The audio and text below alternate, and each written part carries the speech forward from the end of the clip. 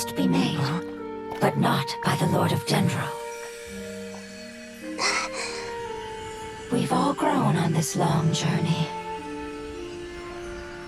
If the purpose of that growth was to return home, then our wishes have come true.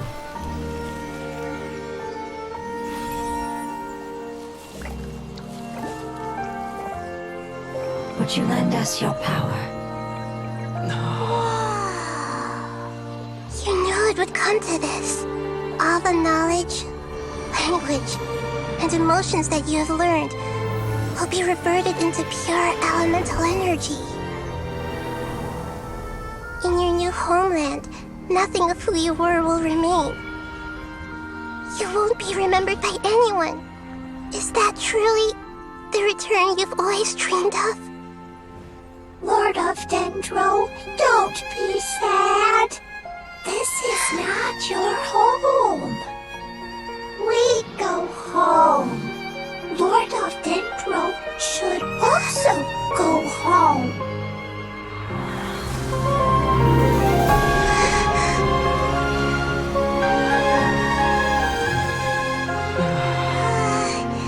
Hear us, please. Feel our heartfelt desires. Awaken!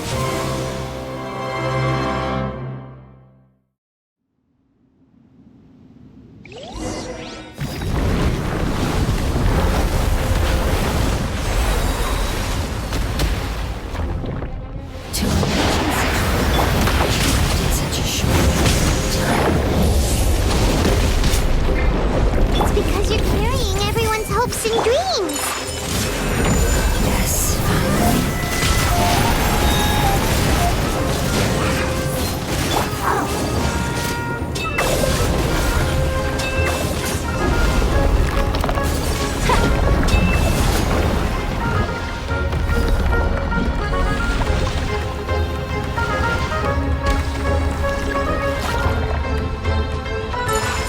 Thank you for protecting me with your elemental power.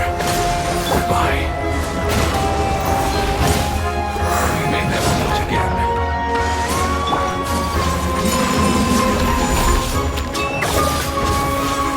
I will wait for her no matter how long it takes. This is the agreement we made.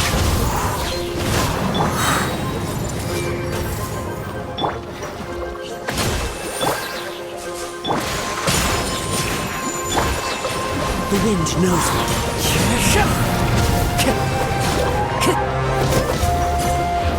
Make yourselves at home. I see everything.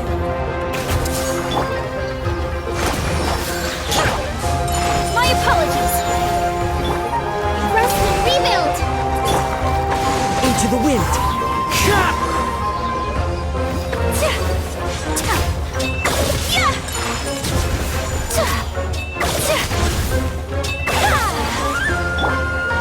One with nature.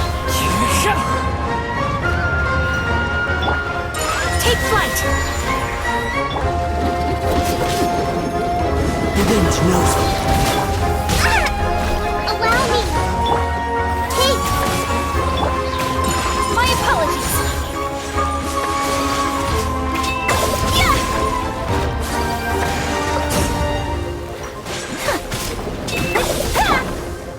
One with nature.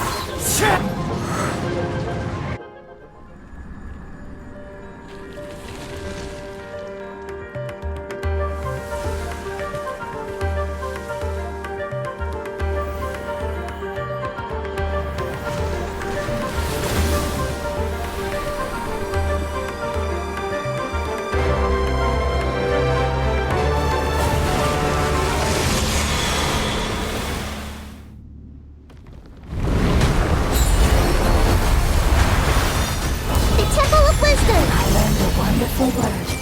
It's new, which means light. It will be your name.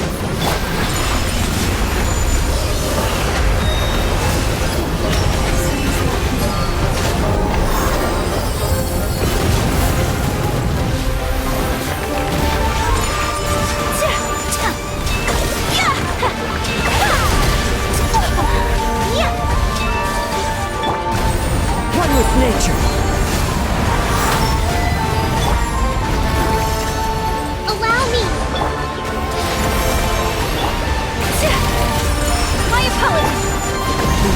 knows me. So rude! Clouds high, the birds call. Into the wind.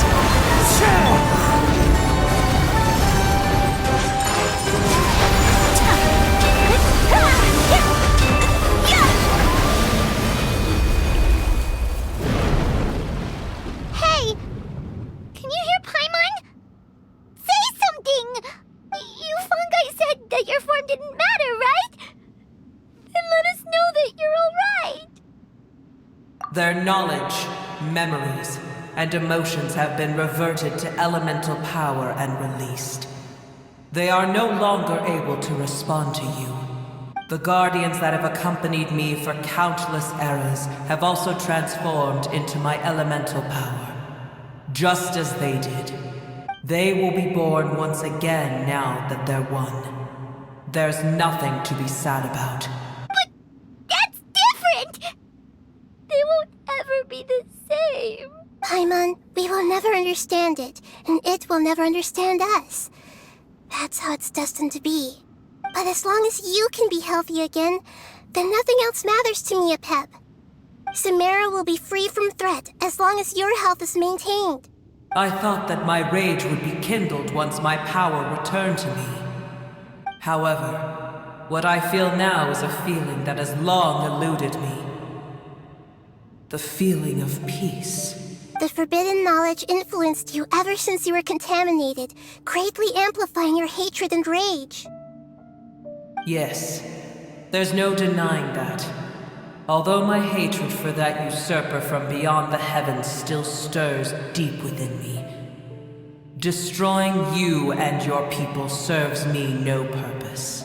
Be that as it may, my position still stands, and I will have nothing to do with you. When you inevitably perish due to your ever-expanding curiosity, I will still sneer and mock you in my heart. Sheesh! Who can put up with you? I respect your decision, and with time, I will prove to you that we will not repeat our mistakes. Before you begin resting, there is one last thing I would like to know. How did you become affected by forbidden knowledge? It's a long story. We all once believed in the distant past that only forbidden knowledge could give us enough power to defeat the heavenly principles. The Dragon King acquired the power of darkness from outside of this world, and led us in a fight against the order established by the outsiders. Dragon King? An unimaginable war took place into that, causing destruction on an unprecedented scale. The world itself was on the verge of collapse. In war, the victor would inherit the right to shape the world, while the losers must turn into ash. But I didn't give up on searching for a way to turn the tides, even after the death of the Dragon King. As I attempted to collect more forbidden knowledge from the corners of the world, as it was on the verge of collapse, I was stopped by the giant spike that fell from the sky. Sand dunes arose where there was only forest, and it was as if even Sumeru itself was trying to tell me that the era of the dragons was over. But you still didn't give up, did you? Because of Amun al-Ahmar. Yes. Al-Ahmar eventually obtained this power with the help of Nabu Malikata. His ambitions continued to grow, and he planned to establish a powerful kingdom in my domain. Although I didn't think much of him, I allowed his actions under one condition. The condition was that after his death, all the knowledge he came to accumulate would belong to me. At that time, I still harbored deep regrets. By the time the Dragon King finally returned, the world had irrevocably changed. Some of the dragons have grown close to your kind, and have forgotten all about our hatred from when the world was taken from us. And some died, leaving behind nothing but their bones. while others chose to flee after experiencing pain and agony. But for me, the scales and will of the Dragon King still shine bright in my heart. Even to this day, I will follow it until the end of my time. You really are insane. When Alachmar's proud kingdom collapsed, I swallowed him whole as I agreed and absorbed his elemental power. However, what I gained was no benefit. No. I gained the apocalypse. I used up all my strength just trying to keep the pain under control. I had no energy to analyze the knowledge he had accumulated. But even then, I still believed that his insanity was far greater than that of my own. So that's how the apocalypse started. I admit that I fell for his trap. I was like a final failsafe in his plan. Tiny Booer, and the rest of you, continue forward. I shall keep a watchful eye.